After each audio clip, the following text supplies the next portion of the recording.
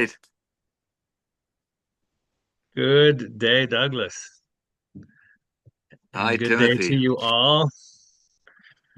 Thank you for choosing to at least watch this video about why you might want to join us for this deep dive into Rudolf Steiner's lectures on the economics and his economics concepts shared in the Towards Social Renewal book. Um, so, what made you choose this study to offer, Doug? Right. Okay, this goes back a long way for me. I'm going to be brief, high level here. Um, yeah, okay, started for me uh, back in 2000 when I started a Carville community garden. And it was really an attempt to study this and to apply it immediately, even though I didn't know what I was getting into. It was that was what really was the reason. What was behind this Carville garden? That was really a farm that had 70 members after 7 years, almost 70 members. And the second year, I was using these lectures as a go-to when there was a social problem or a question of Mm, how to organize, a question of how to make this work, gardening. In beautiful. the second year, I realized that this doesn't belong in a little garden with 70 members. It does belong there, but it doesn't belong there only. It belongs in the world. Yeah. And so I learned a lot reading it many, many, many times. And then stopped the garden because we lost the land and I moved away. And here we are, 2025. I'm on Blossom's farm and we're continuing this applied research and bringing things into application. Yeah. And this is really exciting. And just in the last few months, two groups asked me to do this study with them.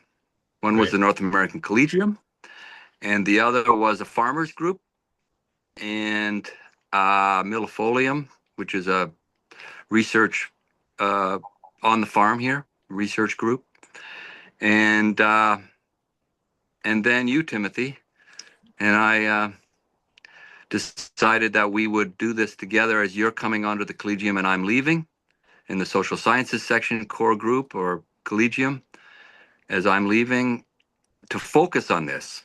So Yeah. I'm really excited about, really, really excited to bring this in this way, and so excited about Anthroposophy.Social because I think the platform has so much potential in a new way, in a hygienic way as well, which is important socially, how we conduct.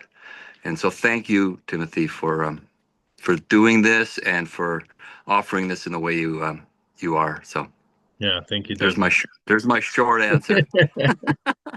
Yeah, I mean, Sorry. I think it's having grown up in anthroposophy and so many people focus in different realms and farmers and eurythmists and teachers and a lot of poor economic practices made me wonder why is this not carried? And then when I found that Steiner had given these economic lectures, I was like, why aren't these better read?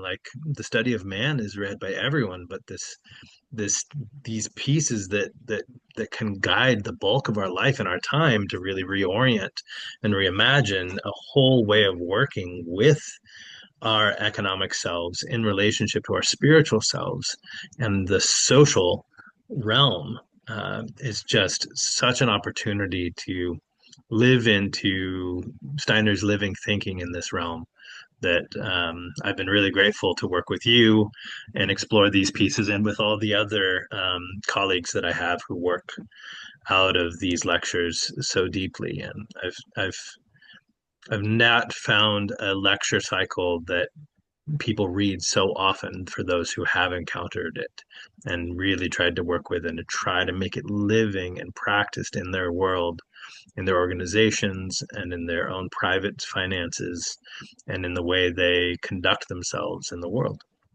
And so I'm Yep. really grateful to be able to offer this with you as our first kind of course through Anthroposophy.Social and to make it free to the whole platform and foundational, because I do think this economic course is foundational for our time.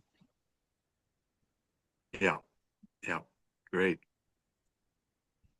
And so with these kind of three primary groups, the kind of collegium of the School of Spiritual Science in North America, and the biodynamic farmers, and these kind of young entrepreneurs are the ones reaching out to me through the youth section to help them kind of orient, as well as kind of regionally other groups trying to orient within their economic selves this wholeness picture, to not have a realm that we have as our soul and spiritual self and then a separate economic self.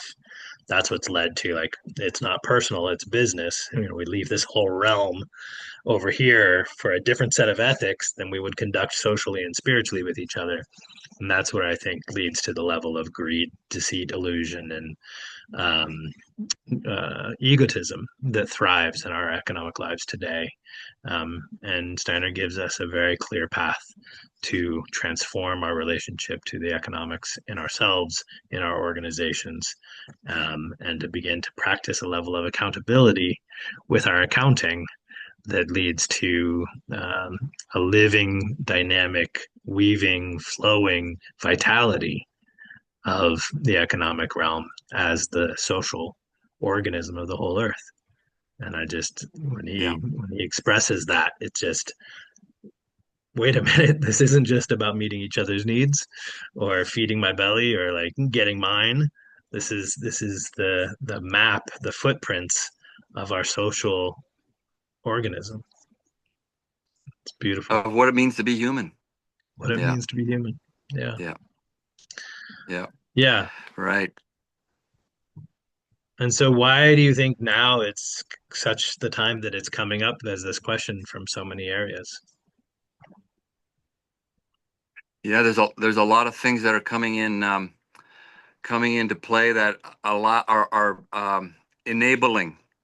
And with the Carville Garden or the farm, there were a whole bunch of things that came in to play or into something that made it possible. The school there, the land that was fallow, Manfred Palmer, the farmer, the interest in doing this, the biodynamics allowed on the farm, the social wanting, the end of an intentional community, and the beginning of something. At least start a garden. If we can't have a community, let's have a garden. So I think now there's also a time. There's conditions that are right, and we make those conditions as we come in and come into play with them. It's Goethe's, statement. Boldness has genius. Just start it. All kinds of things will come your way that you can't even imagine. So I think that's happening, including at the Social and us coming together to do this. So, yeah, I think so too. yeah. And what about you? And I think you covered some things too.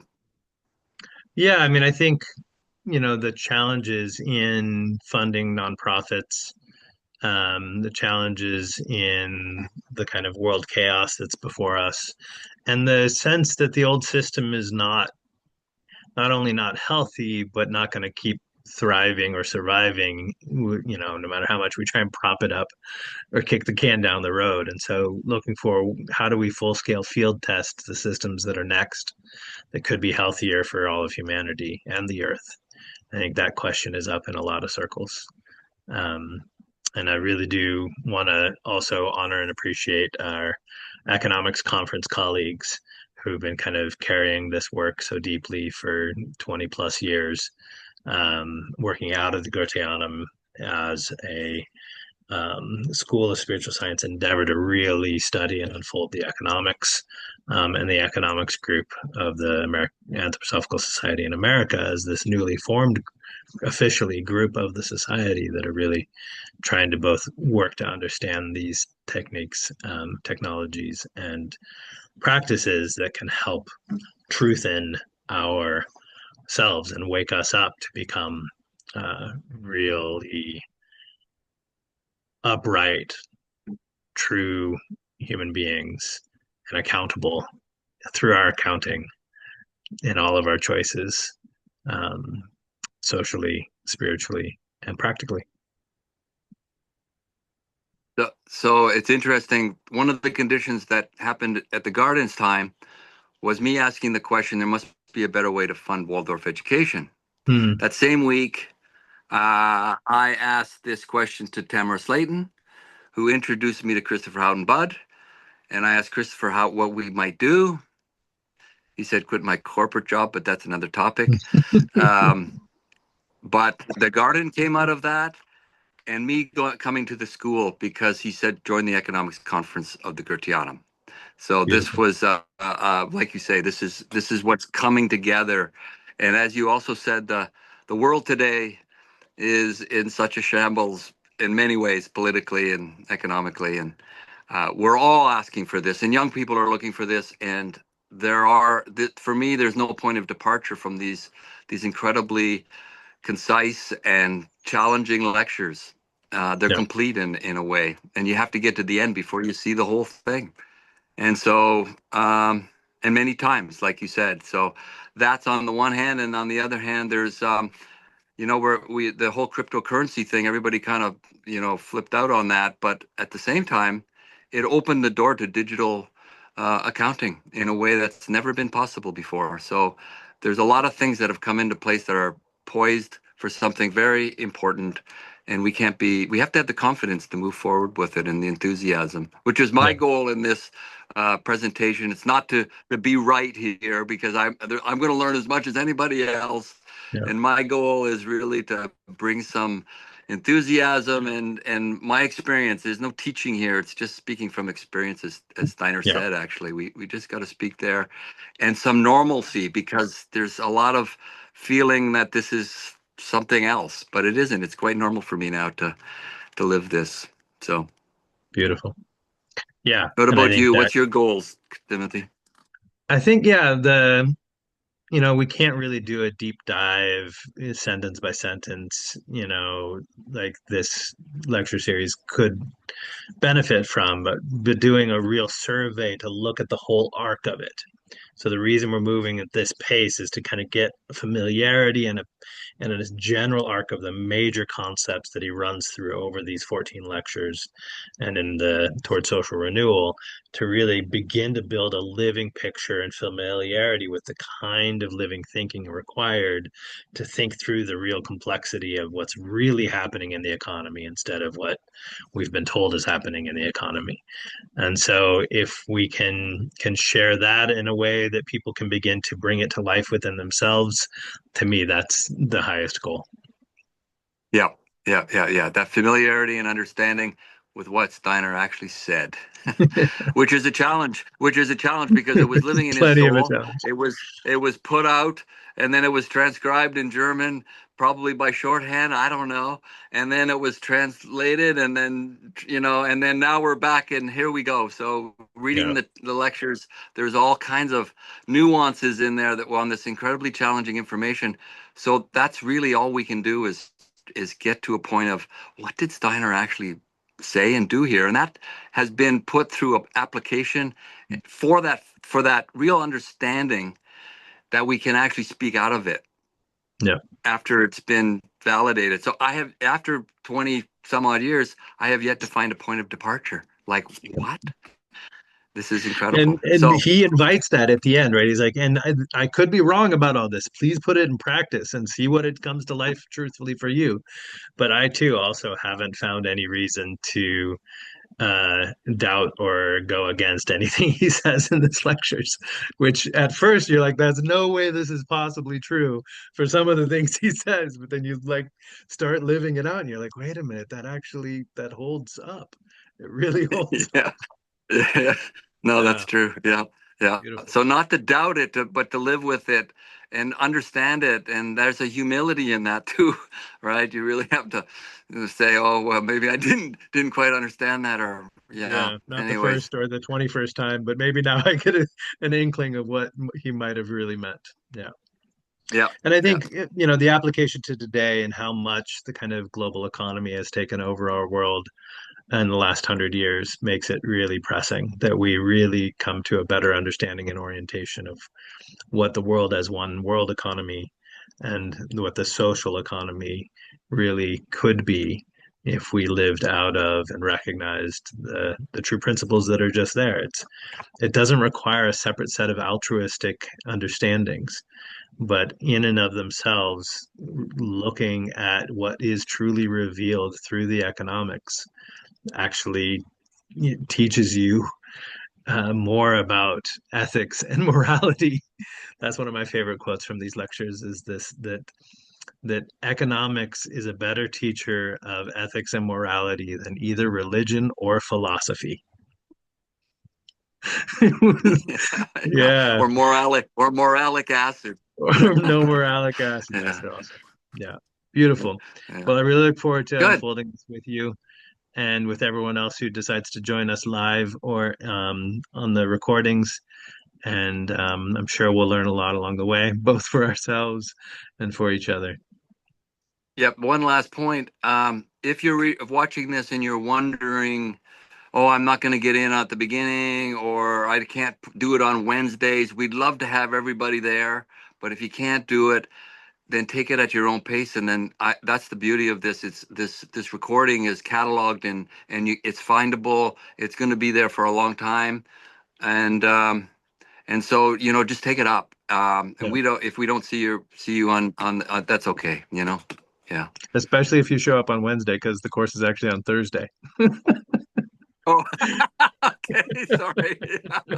Yeah, Yeah, I got to so practice on Wednesday. Yeah, well, Thursday. maybe you and I will show up on Wednesday to practice. Yeah, no, right. But yeah, Thursday we're going to be noon Pacific time. Yeah, Thursday at Thursday noon noon Pacific Pacific. time. Yeah, and then Beautiful. Eastern. Yeah, 3 o'clock in Okay. Eastern.